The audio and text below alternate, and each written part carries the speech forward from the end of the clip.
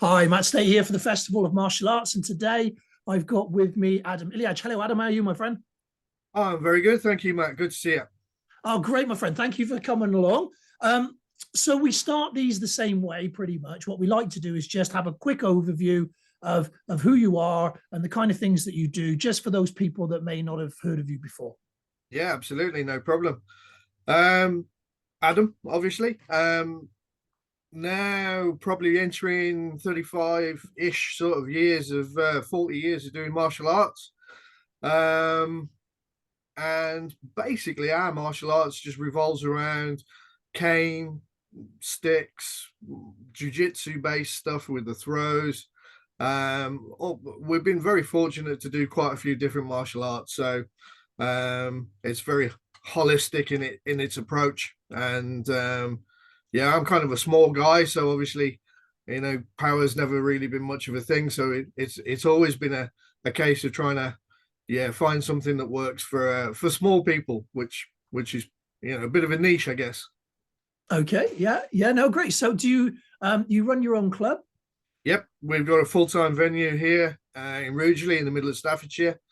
And yeah, we're fortunate enough to have that full-time academy.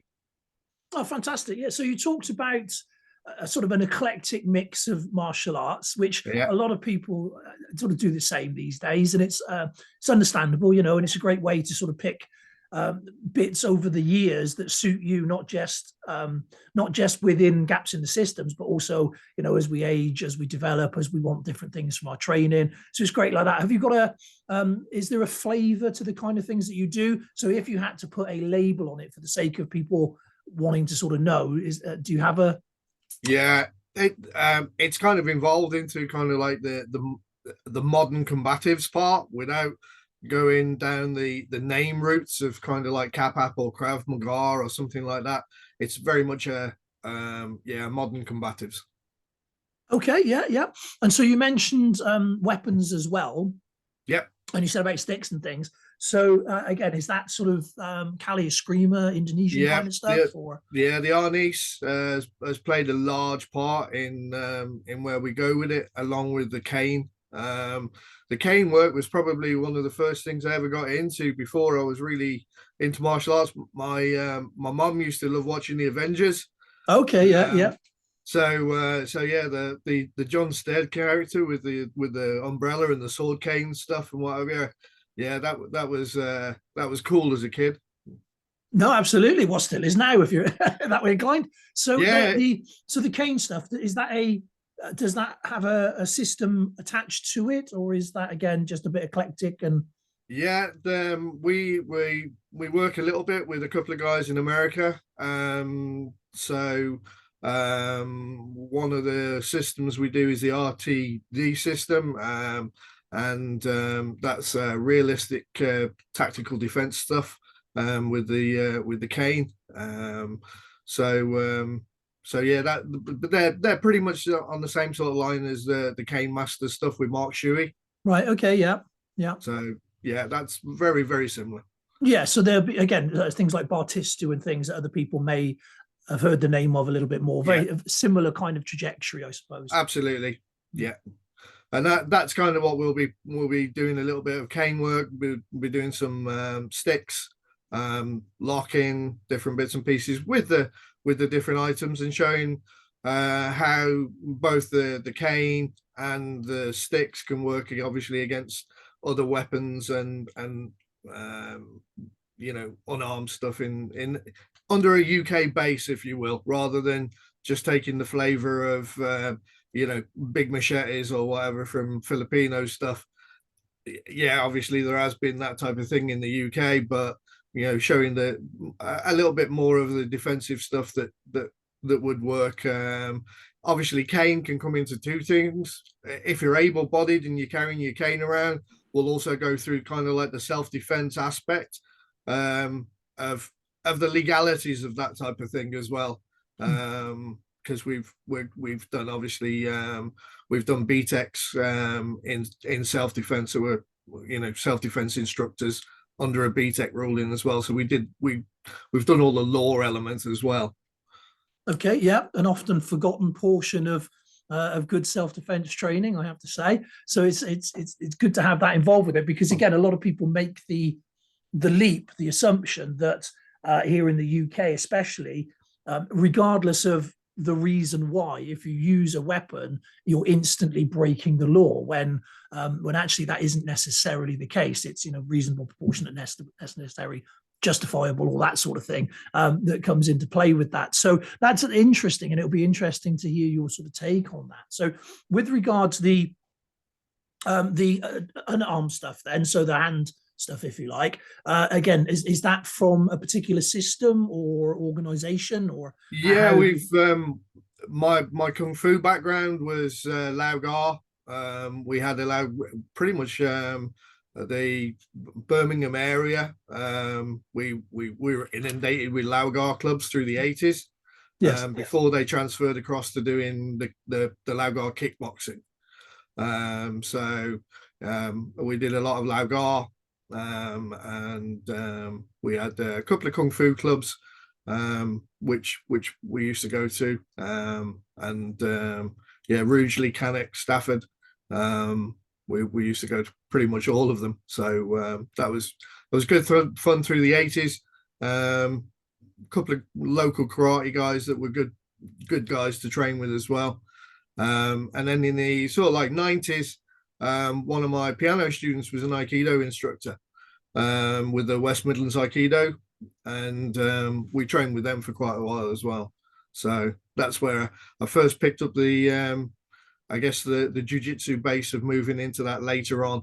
But that was kind of from the rolls, falls, throws, and what have you in Aikido. So that was a good base. Yeah, again, that natural progression. Yeah. I'm interested because you mentioned Lagar pre-kickboxing era. That's interesting for me because I don't really know anything about that system other than the kickboxing version. Is there more to it than that? Yeah, I mean, the original Lao Gar system, I think is being bought back by quite a few clubs. I know Jeremy Lau is now, I think, actively like pushing the original system again. Okay. And it's a full on original system of kung fu, if you will, with the whole stances and all of the blocks and everything you would associate if you like with a kung fu system, rather than what it changed into with the kickboxing. So very much a whole system rather than like a part system, if you like, with what it became. Okay, now interesting. I'd have to go and learn some more about that myself. It's something, as I said, my only familiarity with it is from the sort of tournament circuit and the very, very quick and rapid way that they do their kickboxing. So it's, that's my only sort of knowledge of it. So I'd be really interested to learn more. So as you progress through then, and as the years went by, as they do for all of us, you've talked about going into Aikido and then moving more into jiu-jitsu kind of stuff. And I'm guessing now what we end up with is a blend of all of the above, if you will. Yeah, absolutely. I being fortunate enough over the years to mix with a few of the guys, again, being local to the route, the Staffordshire sort of area. A lot of our lads went off and were in the first Gulf War, and we had a lot of those guys coming back and doing combatives over the years with us. So we kind of had that natural drop in of guys that had seen proper stuff for probably the first time since what would have been maybe the Korean War, and people bringing back actual hand-to-hand stuff, which although that type of stuff was obviously taught in the army, the Gulf War was probably the first time it had been used like that, for a while, with people actually getting close enough to get hands on in some cases. Yeah, no, again, it's interesting. So you spoke in regard to size differences, and I got to come back on that because I'm a bigger guy, right? And obviously that dictates how I train and how I do things myself. But martial arts overall is designed for smaller people to overcome bigger people as a general rule of thumb. So how do you, what's your take on that? Because you mentioned that at the beginning. Yeah, absolutely. I think when we've been involved in pitches and stuff, I kind of definitely need a milk crate. If I'm going to produce the sort of power from me, it's going to be it'll be a lazy, a lazy flick of the wrist for a big guy such as yourself. So, that sort of not being in the way, more basing around definite movement. That's where the sort of like the Kali aspect and the Aikido gets a really bad name, obviously, but from its movement aspect, if you take that as a base, moving for a guy like me who definitely doesn't want to get hit by a guy like you, that is it. Using movement and trying to use a lot of that offlining and stuff like that to a big advantage, getting more hits in and getting hit less. Yeah, no, totally. So, it's one of those where I remember I was fortunate enough to have you come to one of my summer camps a number of years ago when we did this at a much smaller scale, and it was great to have you involved with that. But now here we are a few years later, and we're doing this at a much bigger level. The festival is pretty is a pretty large undertaking, so it's great to have you back in the fold and helping to teach on that as well. So fantastic, and thank you for coming along to that. And you made mention earlier on about possibly looking to bring in some of the stick work and things for the festival. Is there anything else that you'll be looking to bring with you and to do in your, well, not just what you do in your sessions, but what you're looking to get from it from other people's sessions and being involved? Yeah, I mean, I've seen some of the guys that have, said obviously that they're coming so far. But I mean, I'm absolutely sure there's going to be a very, very big pool of really good instructors that are coming along. Obviously that natural part when we're starting to tick along to into our 50s obviously starts to regulate how much sort of mat time we can do on other people's mats, but it will definitely be really good to meet up with some of the people that are coming along and get other people's take as well, because that's kind of how I know your system and our system. A couple of the other guys, Tony Bellett's obviously a friend, both of us as well. That's taking stuff from other people that are very, very good. Is always very good for the outcome of our own systems, rather than stagnating and just becoming yet another combatives program or something.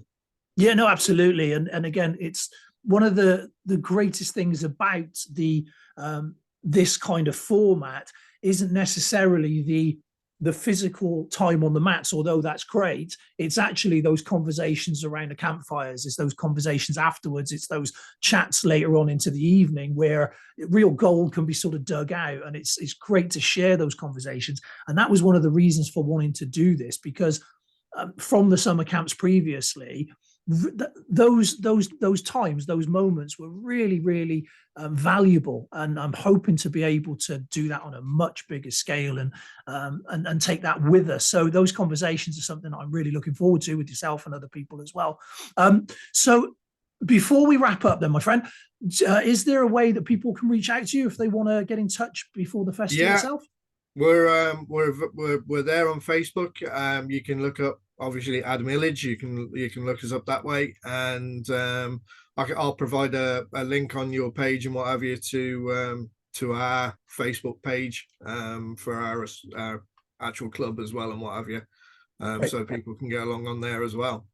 Okay, fantastic. In that case, Adam, thank you ever so much for being involved, and we look forward to seeing you at the time. Absolutely, no problem. Thank you very much, and it's good to be back.